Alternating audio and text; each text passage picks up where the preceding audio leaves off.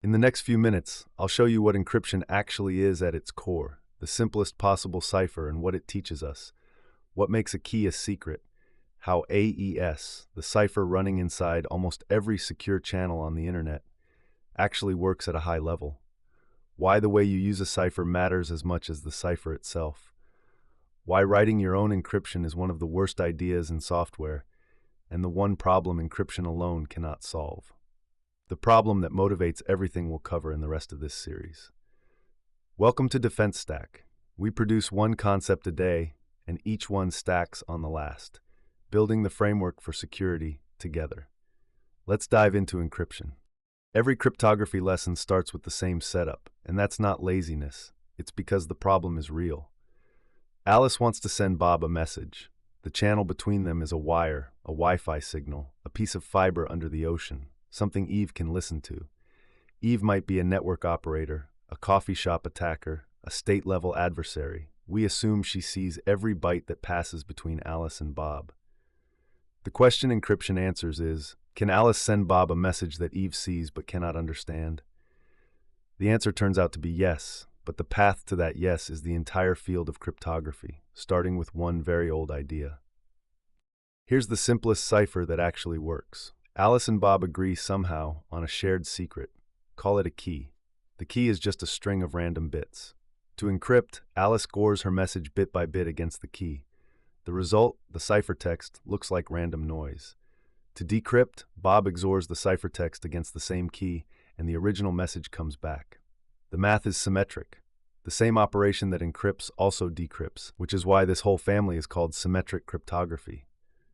And here's the punchline. If the key is truly random and used only once, this is provably unbreakable.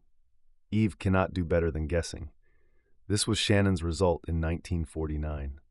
There's a principle from 1883 by a Dutch cryptographer named Kerckhoffs that still governs every modern cipher. It says, assume your enemy knows everything about the algorithm you're using. The only secret should be the key. This sounds counterintuitive, but it's the most important rule in cryptography. Hiding the algorithm doesn't help. Algorithms get reverse engineered.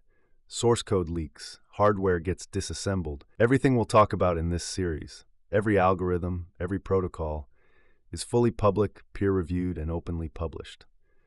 The strength is supposed to be in the key alone, which means everything reduces to two questions about the key. How secret is it, and how random is it? The cipher actually doing the work in your TLS connections, your encrypted hard drive, your password manager, your messaging apps, is almost certainly AES. AES stands for the Advanced Encryption Standard.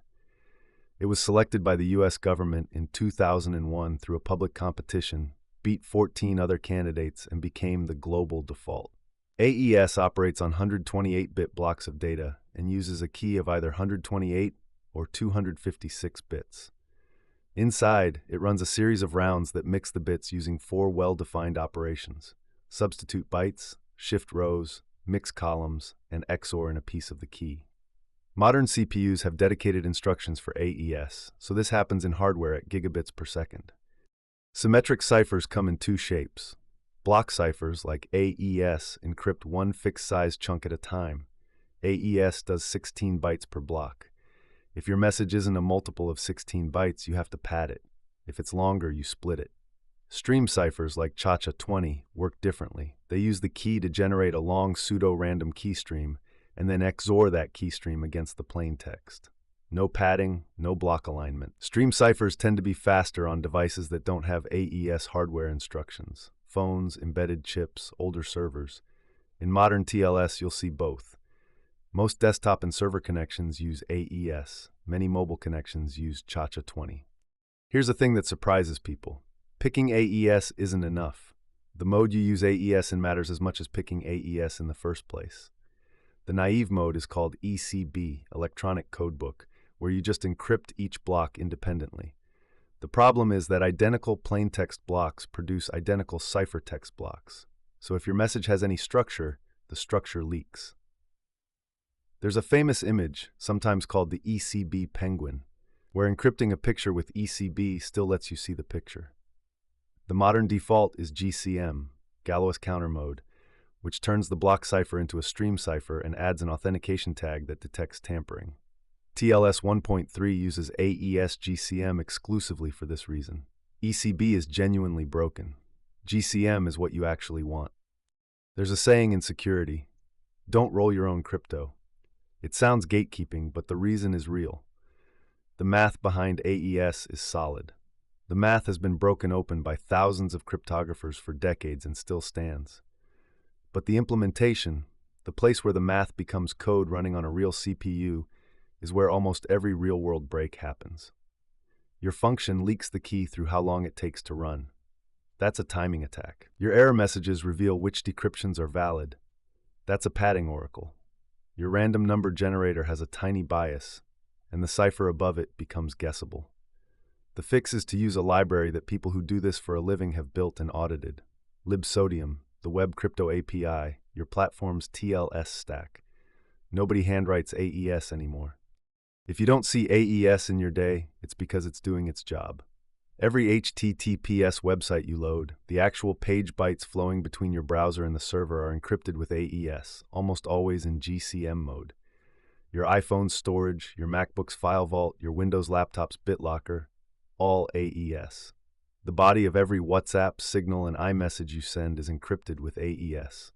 Your password manager's vault is locked with AES 256. The cipher you've been hearing about for the last few minutes is one of the most used pieces of software in human history, and you've been touching it constantly without knowing. There's one assumption we made at the start of this video that we never went back to. We said Alice and Bob share a secret key. We never said how. And that's actually the hardest problem in this whole field. Imagine you've never met Bob. You're connecting to his website for the first time right now, over the open internet. Eve sees every byte of your conversation from the very first packet. How do you and Bob agree on a shared symmetric key without ever having met, when every single thing you say to each other is being read by Eve in real time? Symmetric encryption alone cannot answer this. We need a different idea entirely. That's the end of this concept, but each video stacks on the last. Subscribe, and we add the next layer tomorrow. So that's symmetric encryption. The shared key model, the XOR trick at its core, AES as the modern workhorse, modes that turn a strong cipher into a secure system, and the principle that the only secret should be the key. We covered the cipher running underneath almost every encrypted byte you send and receive. But we left the hardest problem open: how strangers agree on a shared key over a wire an attacker is reading. Tomorrow, asymmetric encryption, public keys, private keys, and the single mathematical idea that turned the entire modern internet from impossible to routine. Thanks for watching.